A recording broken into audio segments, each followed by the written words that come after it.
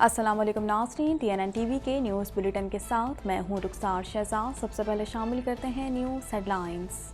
हुकूमत की 3 साल मुआशी कामयाबी की कहानी है। वज़ीर आज़म का कहना है कि आलमी मंडी में अजनास की बुलंद कीमतों के बावजूद मुल्क में शरह नमू अब भी 4% से ज़्यादा रहने की तवक्को है। इत्तेहादियों के साथ मिलकर हुकूमत के 5 साल मुकम्मल करेंगे।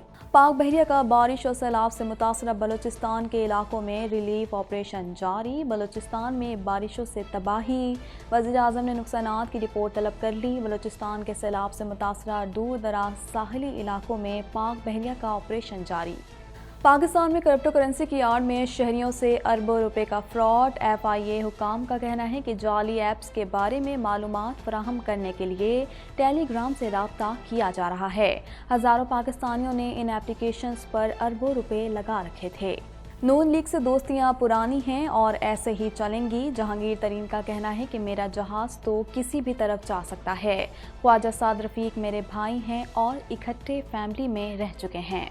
मुल्क में मजीद 1000 से ज़्यादा कोरोना केसेस रिपोर्ट। मजमूई तादाद 13 लाख से मुतवाजिज़। कोरोना वायरस एक रोज़ में 1200 से ज़ायद नए केसेस रिपोर्ट। गुज़िश्ता 24 घंटों के दौरान कोरोना वायरस के मजीद 6 मरीज़ इंतकाल कर गए। कैनेडियन सूबे ओंटेरियो में ओमिक्रॉन के फैलाव ने हुकाम को तशवीश में मुब्तला कर दिया। हुकाम का कहना है कि लोगों में वैक्सीन की फरहमी में तेज़ी लाना होगी। सूबे में हुकूमत की जानिब से पाबंदियाँ सख्त कर दी गईं। टोरंटो में इस वीकेंड पर मौसम सर्द रहेगा। आइंदा हफ्ते शहर में बारिश और बर्फबारी का सिलसिला जारी रहेगा। आइंदा हफ्ते के दौरान शहर में सर्दी की शिद्दत में इजाफे की तवक्को है। कनाडा भर में कोरोना वायरस के फैलाव में इजाफे का सिलसिला जारी। मरीजों की मजमूई तादाद 23,94,674 तक जा पहुंची, जबकि हलाकतें 30,524 हो गईं। काज़ाकिस्तान में पेट्रोल की कीमतों पर हंगामों में हलाकतें 18 पुलिस अहलकार समेत 46 हो गईं। पुरतशद्दुद मुजाहरों के बाद सदर ने वज़ीर आज़म से इस्तीफ़ा लेकर काबीना बरतरफ कर दी थी। 3000 से ज़ायद मुजाहिरीन को गिरफ्तार किया जा चुका है। दुनिया भर में कोरोना केसेस की तादाद 30 करोड़ से तजावुज़ कर गई। भारत में कोरोना केसेस की मजमूई तादाद 3.5 करोड़ से तजावुज़ कर गई। अमेरिका में हलाकतों की तादाद 8,55,000 से तजावुज़ कर गई। हेडलाइंस आपने जानी और अब खबरें तफसील के साथ।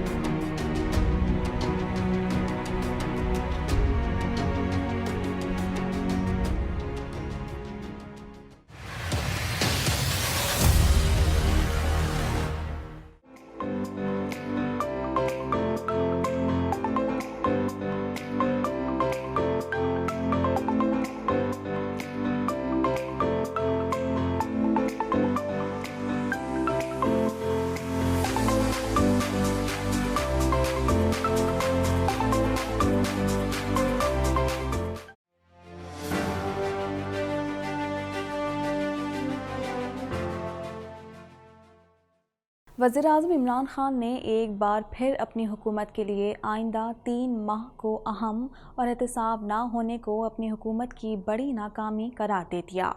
मज़ीद जानते हैं इस रिपोर्ट में।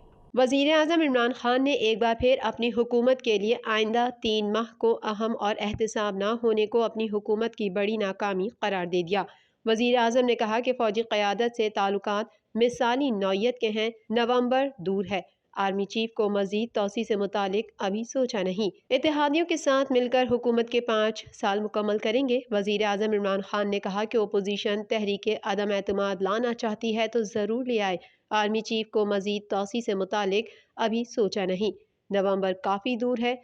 मेरे फौजी क़यादत के साथ ताल्लुकात मिसाली नौयत के हैं। उन्होंने कहा कि हमारी हुकूमत की सबसे बड़ी नाकामी एहतसाब का ना होना है। तमाम तर शवाहिद के बावजूद ये लोग बच निकल रहे हैं। शहबाज शरीफ के खिलाफ ठोस सबूत मौजूद हैं। क्या कोई इनकार कर सकता है? शहबाज शरीफ ने करप्शन नहीं की। वज़ीर आज़म इमरान खान का कहना था कि हुकूमत के लिए आइंदा 3 महीने काफ़ी अहम है। महंगाई को कंट्रोल करना होगा।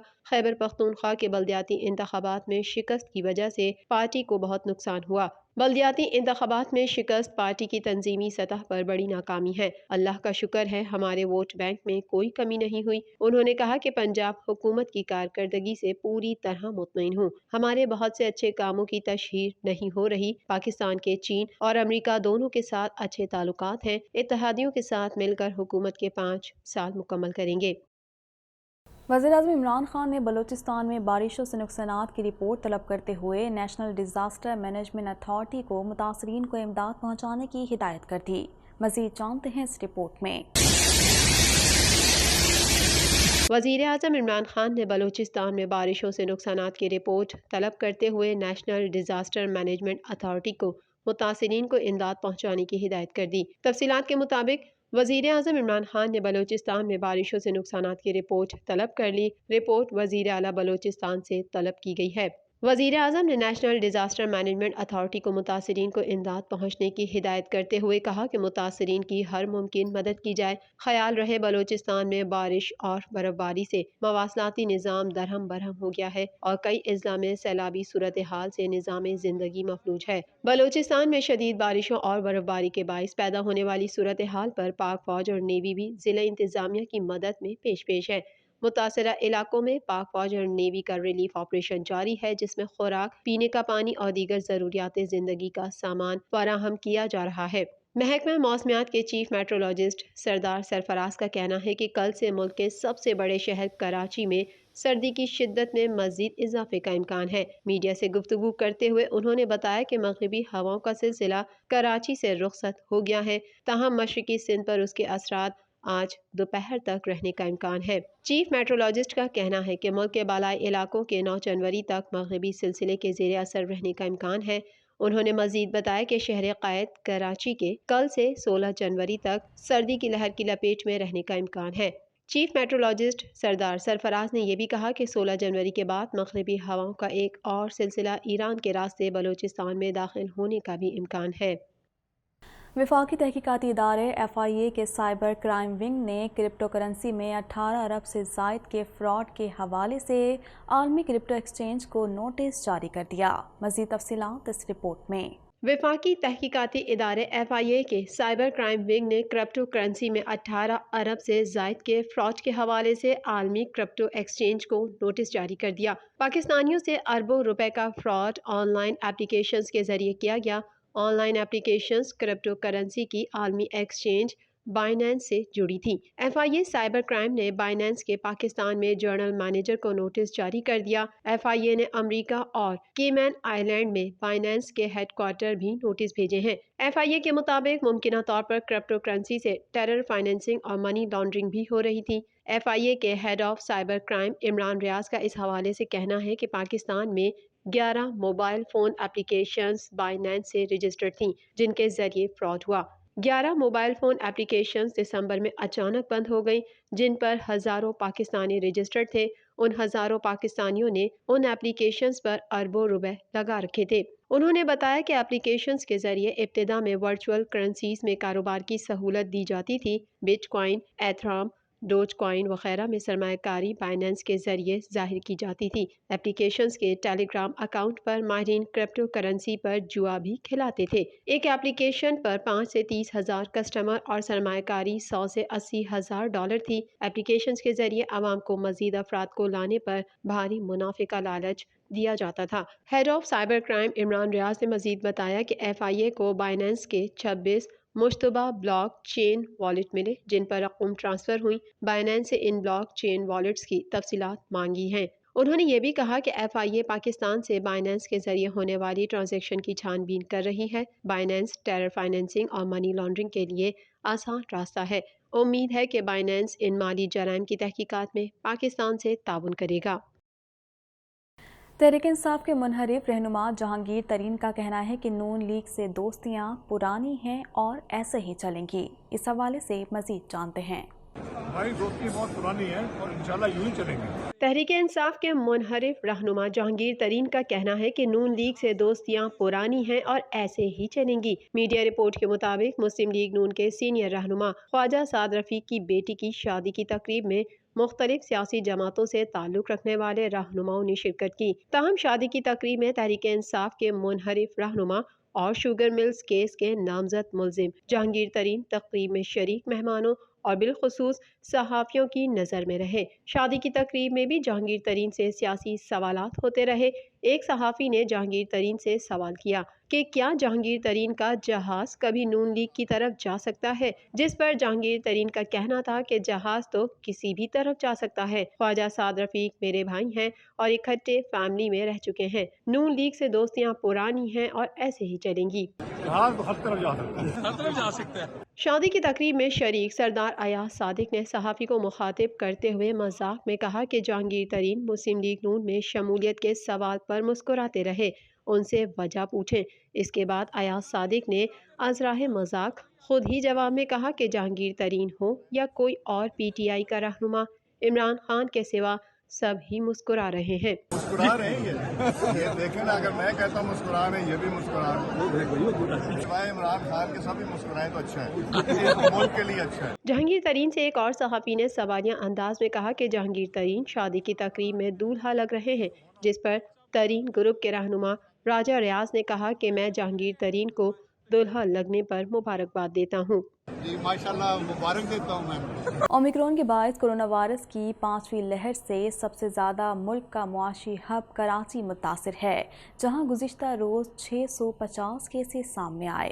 مزید جانتے ہیں اس رپورٹ میں۔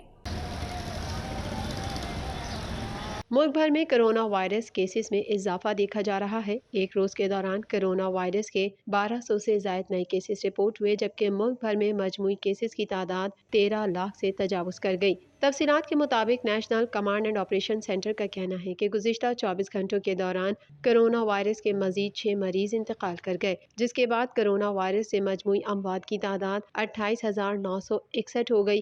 NCOC کا کہنا ہے کہ گزشتہ 24 گھنٹوں کے دوران کرونا وائرس کے 1293 نئے کیسز رپورٹ ہوئے۔ ملک بھر میں کووڈ 19 کے مجموعی کیسز کی تعداد 13,01,141 ہو گئی۔ ملک میں کرونا وائرس سے صحت یاب مریضوں کی مجموعی تعداد 12,58,086 ہو چکی ہے۔ NCOC کے مطابق گزشتہ 24 گھنٹوں کے دوران کرونا وائرس کے 51,145 ٹیسٹ کیے گئے۔